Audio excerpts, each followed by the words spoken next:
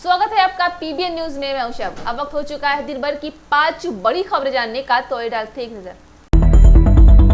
संघाई सहयोग संगठन की शिखर बैठक शुक्रवार को उज्बेकिस्तान के शहर समरकंद में खत्म हुई है, जिसमें भारतीय प्रधानमंत्री नरेंद्र मोदी ने भी भाग लिया। इस दौरान पीएम मोदी ने रूसी राष्ट्रपति व्लादिमीर पुतिन से भी मुलाकात की है। भारत के लिहाज से एससीओ काफी महत्वपूर्ण होने वाला है, क्योंकि अगले साल भारत एससीओ की अध्यक्षता करने जा रहा है और इसकी शिखर बैठक भारत में ही होगी। भारत की अध्यक्षता को लेकर चीन का बयान आया है और उसने इसका समर्थन किया है। एससीओ ने चीनी राष्ट्रपति शी जिनपिंग ने भी भाग लिया था, लेकिन अभी तक ये साफ नहीं है कि भारतीय प्रधानमंत्री और चीनी राष्ट्रपति के बीच कोई औपचारिक मुलाकात हुई थी या नहीं। हालांकि चीन के राष्ट्रपति शी जिनपिंग ने कहा है कि वो एससीओ की अध्यक्षता के लिए भारत का समर्थन करते हैं। इसके अलावा शी जिनपिंग ने अपने भाषण में जोर देते हुए कहा है कि दुनिया के नेताओं को तर्कसंगत दिशा में अंतर्राष्ट्रीय व्यवस्था के अनुरूप विकास को बढ़ावा देने के लिए साथ मिलकर काम करना चाहिए।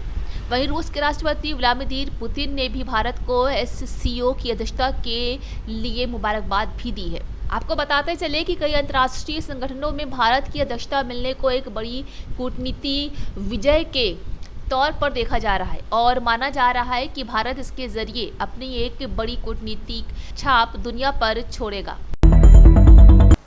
सुप्रीम कोर्ट ने शुक्रवार को एक ऐसे व्यक्ति को मुआवजे के रूप में 10 लाख रुपए देने का आदेश दिया है, जिन्होंने दावा किया था कि 1970 के दशक में भारत की एक खुफिया एजेंसी ने उन्हें जासूसी के लिए पाकिस्तान भेजा था। वहां वो पकड़े गए और उन्हें जासूसी के आरोप में 14 साल की सजा भी सुनाई गई थी।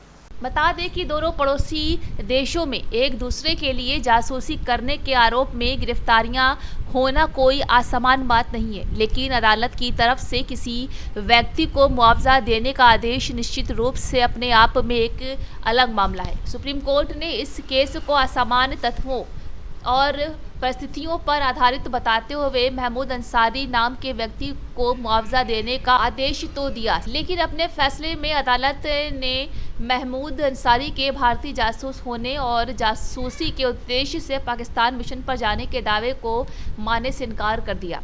इस केस की सुनवाई के दौरान सुप्रीम कोर्ट में सरकार की तरफ से उपस्थित additional solicitor general Vikramjit Banerjee ने इस बात पर जोर देकर कहा है कि भारत सरकार का अंसारी से कोई लेना देना नहीं है, लेकिन अंसारी के वकील समर विजय सिंह ने कहा है कि इस संबंध में सभी सबूत जैसे कि डॉक विभाग, स्पेशल ब्यूरो ऑफ इंटेलिजेंस और महमूद अंसारी के बीच सभी कम्युनिकेशन की डिटेल अदालत के सामने पेश की गई, जिससे ये साबित हुआ है कि Ansari special bureau of intelligence के लिए काम करते थे और उसी आधार पर उन्हें मुआवजा देने का आदेश जारी किया गया था।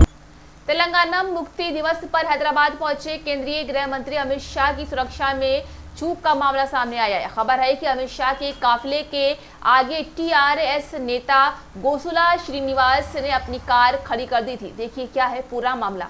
दरअसल गृह मंत्री शुक्रवार देर रात हैदराबाद पहुंचे थे। मुक्ति दिवस के उपलक्ष्य में वे आज कई कार्यक्रम में शिरकत कर रहे थे। इस दौरान शाह के काफिले के आगे टीआरएस नेता गोसुला श्रीनिवास ने अपनी कार खड़ी कर दी। इससे सुरक्षाकर्मी हैरान रह गए, हालांकि उन्होंने तुरंत सतर्क होते हुए कार को वहां से हटा दिया।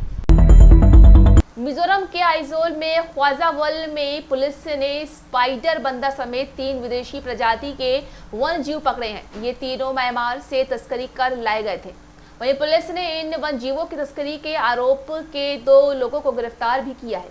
बताते चले कि ख्वाजावल के अतिरिक्त पुलिस अधीक्षक लाल रिंगलियाना पंचुआ ने बताया है कि सूचना के आधार पर पुलिस टीम ने तुइसेन फई चेक पोस्ट पर एक कार को चेकिंग के लिए रोका था। इसके कब्जे में 2 स्पाइडर बंदर और एक इंद्री लेमूर। अधिकारी ने बताया है कि विदेशी प्रजाति के स्पाइडर बंदरों की तस्करी म्यांमार से की गई थी। दोनों आरोपी पूर्वोत्तर राज्य के चफाई शहर के रहने वाले हैं। पश्चिम नेपाल के अछाम जिले से बड़े हादसे की खबर आ रही है, जहां विभिन्न जगहों पर भूस्खलन के कारण कम से कम 13 लोगों की मौत हो गई है। पश्चिम नेपाल के उछाम जिले से बड़े हादसे की खबर आ रही है, जहां विभिन्न जगहों पर भूस्खलन के कारण कम से कम 13 लोगों की मौत हो गई है।